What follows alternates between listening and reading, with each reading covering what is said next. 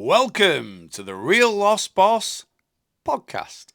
Hello and welcome to episode 8. Yeah, episode 8 already of the Real Lost Boss podcast.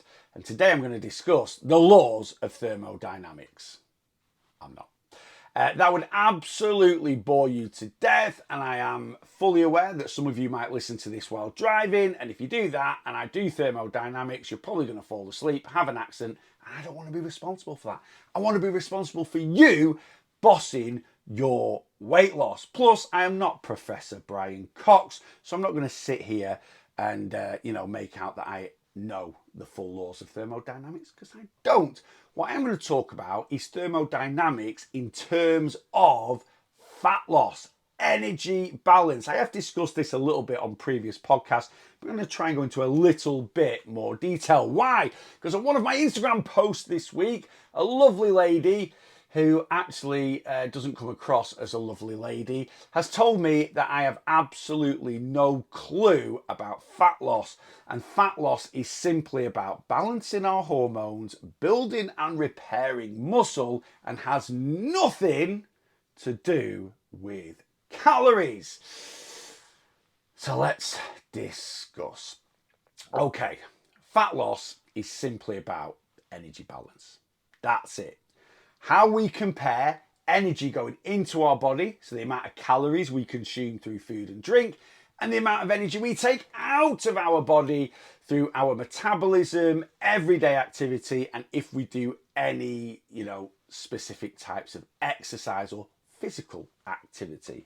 And when we compare those two things, calories in versus calories out, we get an energy balance. If we consume more calories than we burn, then we are basically taking in more energy than we need. What does the body do with that excess energy? Does it get rid of it? Does it chuck it in the bin? No, it stores it on our hips, on our bums, on our thighs, on our arms, wherever it decides to store it. We then have, and that's a calorie surplus. I might have mentioned that, I might not, but that is what we call a calorie surplus. We then have a calorie maintenance if we consume the same amount of calories as we burn. So if I burn 20,000 calories in a week and I eat 20,000 calories, I'm at maintenance. I have fully balanced my energy in versus energy out. I will not gain any body fat, but I won't lose any body fat either. And the big one, the calorie deficit, the one we go on about, is if we consume less calories than we burn. So I burn 20,000 calories in a week. I eat 16,500 calories in a week. That will put me into a 3,500 calorie deficit. My body still needs those 3,500 calories, and rather than getting it from the food that I consume, it is going to get it from my stored energy. What is stored energy? Body fat. It really is that simple. The laws of thermodynamics when it comes to nutrition or fat loss is that. That's it. Any one of you listening, watching this podcast now, if you've lost weight doing any weight loss method out there, so you go to Slimming World for 6, 8, 10, 12 weeks, 6 months, maybe 12 months if you grit your teeth and manage that, and you lose a certain amount of weight, it's because Slimming World, following that plan, free foods, speed foods, healthy A's, healthy B's, sinning foods, has meant that over a period of time, you have consumed less calories than you have burned. And when you consume less calories, the body will look for the energy it needs from other sources, aka stored body fat. And that is the same for any weight loss method you go on, whether you're doing Slimming World, Weight Watchers, the ketogenic diet, the Cambridge plan, the Slim Fast diet, Azanti, Special K diet, the bone diet, the soup diet, the egg diet. Any more? South Beach, 5-2, paleo, carnivore. There's loads of them. If you are taking part in any of these diets and it is causing your overall body weight to consistently reduce, yeah, it's because it is putting you in a calorie deficit. It means that you are burning more energy than you are consuming, and your body is simply chipping away at that stored energy. And that theory works for absolutely anything. I always use the analogy of logs in winter. So if you've got a wood burner or a log fire in winter, at the beginning of winter, you might buy loads of logs. Let's say you buy 100 logs. I don't know if that's a number. I've not got a wood burner. I haven't got a flipping clue. You might be like, Neil, what on earth? 100 logs will last 2 weeks. I don't know. But anyway, you've got 100 logs. Logs, when it comes to a fire, is energy. That's what it is. It's stored energy. You burn logs to keep the fire going, to keep your house warm. Yeah? So you bought 100 logs and you've got this big log store there. And you burn logs, right? You put them on the fire and blah, blah, blah, blah. Now, if I buy 100 logs in October, because it's all November, it's the beginning of winter, I need a lot of energy, and I burn so many, so I might burn all 100, but then I think to myself, do you know what? I'm not going to buy 100 logs this time because it's Christmas, we've only got another 3 months of winter. I'm going to buy 80 logs, right? You have literally burned more energy than you are replacing it with. Therefore, your log stores go from 100 to 80. You then burn those 80 and replace it with 60. You then burn those 60 and replace it with 40. You then burn those 40 and suddenly it's April and you don't replace it with anything. You started off with a lot of energy, and as you have consistently gone through winter, you have simply replaced those 100 logs you started off with less energy each time. You burn more energy than you have replaced it with, and suddenly your energy stores are depleted and are non-existent. And that's the same for weight loss. A pound of body fat is equal to 3,500 calories. Okay, so however much weight you want to lose in pounds, right, times that by 3,500. And that is your excess energy store. That is your 100 logs. So let's say you've got, easy number, 100 pounds to lose, right? That means you have got a log store of 350,000 calories. And you simply, over whatever period of time you choose, you need to consume 350,000 calories less than you burn to deplete your own log store. Now, you might do that over a year. You might do it over 2 years. You might do it over 3 years. The time is actually irrelevant. It doesn't matter. I lost 17, 18 stone. Okay, I've lost more than that. I've put a little bit back on. But basically, from starting my weight loss journey to getting to a point where I was happy, I lost about 18 stone. 18 stone is 250 pounds roughly. So I had an excess of 900,000 calories in my body. Nearly 1,000,000 calories extra that I didn't need. How did those calories get there? Basically, over a period of time, I have consumed, probably more than that, but I've consumed certainly 900,000 calories more than I needed to, which is why I ended up being 37 stone. From the first Monday of February 2014 up to around the end of November 2017, I consumed 900,000 calories less than I burned. And that meant I lost about 250 pounds in weight. Did I consistently, stay in a calorie deficit? No. My weight loss journey, basically the first year I lost 10 stone. The next year I lost about another stone and a half. I said I plateaued. I didn't really plateau. I was just in a very tiny calorie deficit, so I just chipped away. I then kicked my weight loss back in 2016 and lost about another maybe five stone or so through 2016.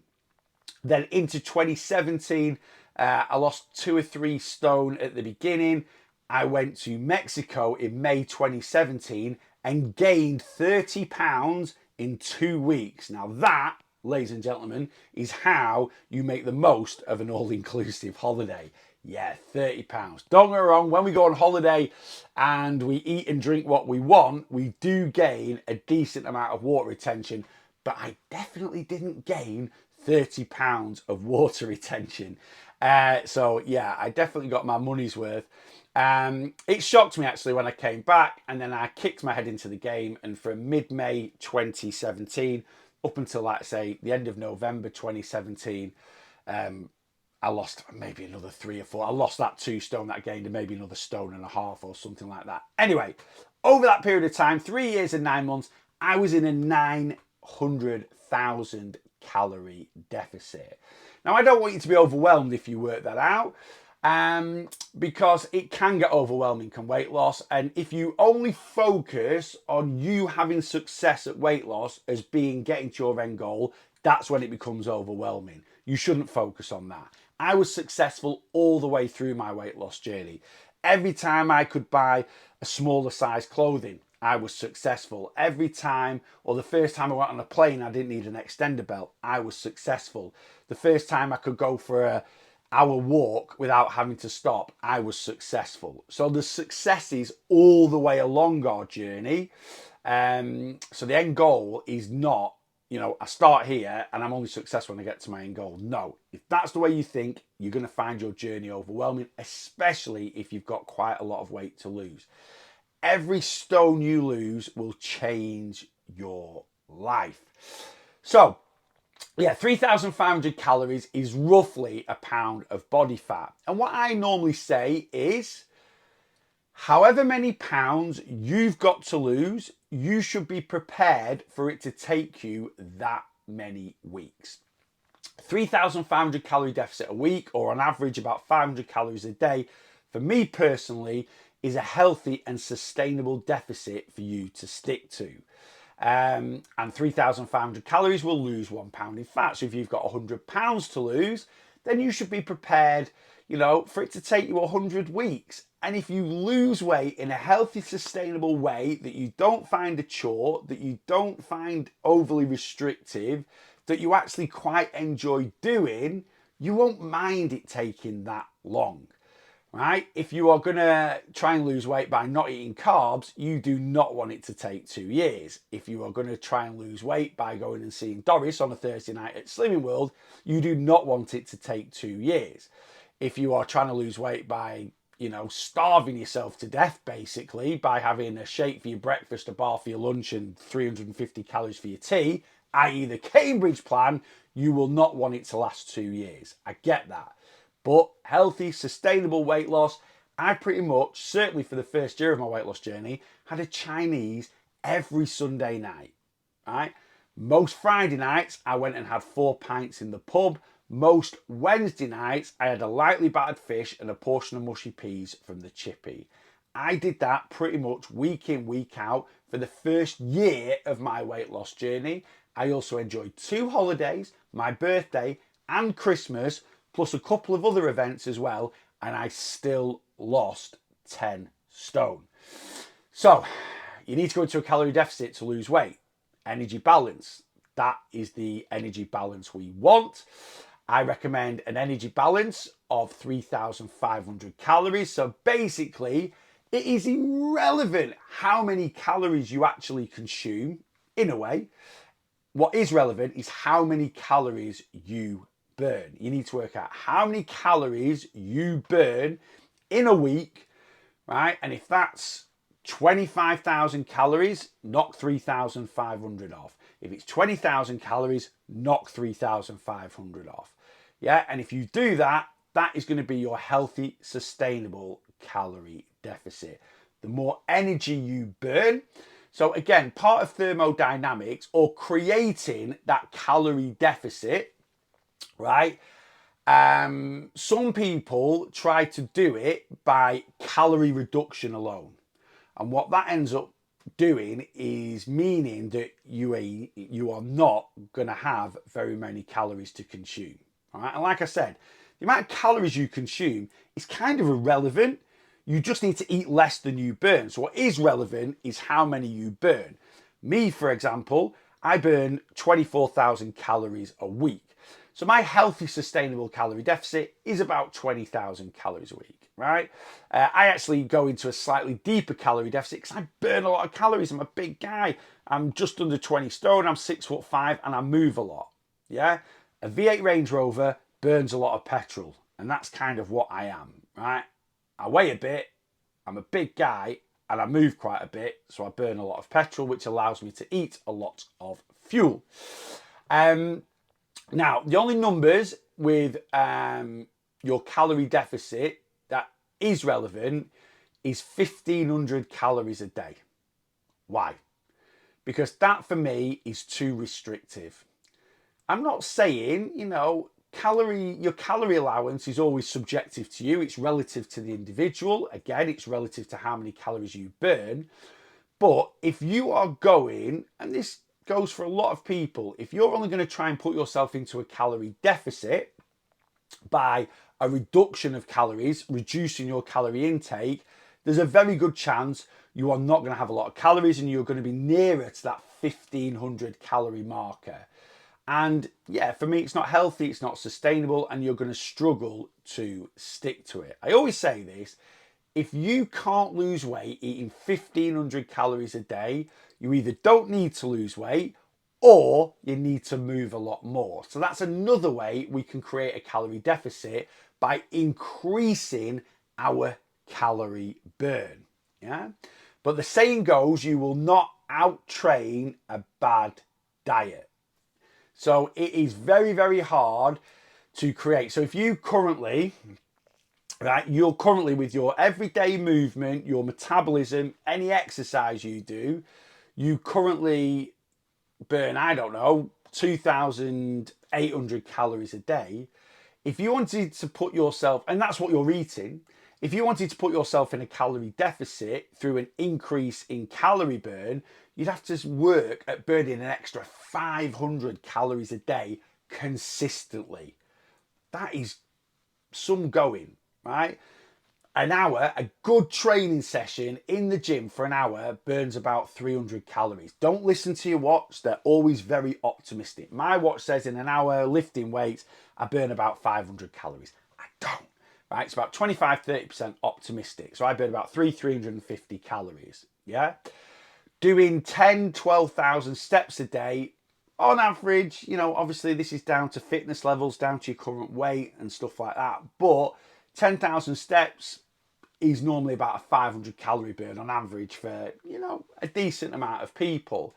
So if you currently do 7,000 steps a day, that means you'd have to increase your steps to 17,000 a day to create a calorie deficit just through an increase of calorie burn. Likewise, or you might need to do an extra 6,000 steps a day and go to the gym 6 times a week.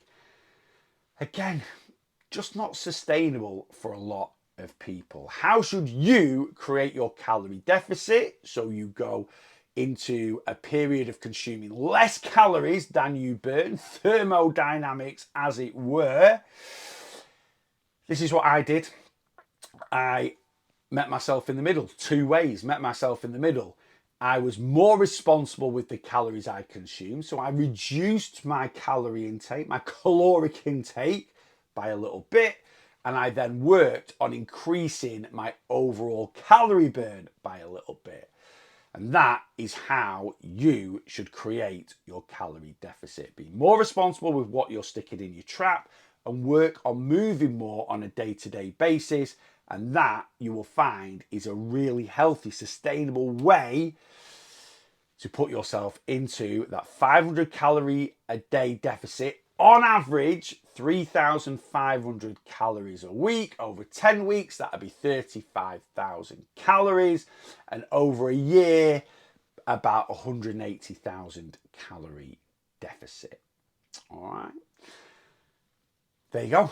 That's kind of my little sort of summarization of thermodynamics when it comes to fat loss. And that's the only way to reduce body fat. There's no other ways. If you're following anyone now that's telling you that we can reduce body fat because it's exercising, it's balancing hormones, it's not eating carbohydrates so you don't spike insulin, so you only use fat as fuel, right? All these things are absolute garbage. Any weight loss method you are using, any weight loss method, if you are consistently reducing your weight, that means you are consistently losing body fat. And the only way you do that is by consuming less calories than you burn. And it doesn't actually matter what those calories are, but I'm going to save that for another podcast. Guys, if you want to know how many calories you should be consuming to lose weight, what your healthy, sustainable calorie deficit is, so you put yourself into a calorie deficit to reduce your body fat, then you can either sign up to my Boss Your Weight Loss community, I'll put links in description, or come on a one-to-one plan with me. Either of those, you do get a calorie breakdown and you'll be able to see exactly how many calories you should be consuming to lose weight. And I will only ever coach healthy and sustainable weight loss. So the calories I give you will be a healthy, sustainable amount that you should consistently be able to stick to so you have a successful weight loss journey. There you go. That's it. Guys, I hope you've enjoyed that one. I try and keep things as simple as possible, so I hope that was pretty simple and you kind of understand exactly how, calories in versus calories out works for reducing your body fat and how many calories you need to kind of be in a deficit overall. Please give a like, a follow. Sorry, not calorie deficit overall, but you know what I mean, how many calories or how big a calorie deficit you're looking at having to get to your goal weight. Anyway, if you need help, you know where I am. It's what I do. I'm an online weight loss coach. Give a like, give a share, tell people about the Real Loss Boss podcast. A comment is always appreciated as well. And of course, a follow and subscribe on whatever platform you are watching this on. Until next time, yeah, go and boss your weight loss.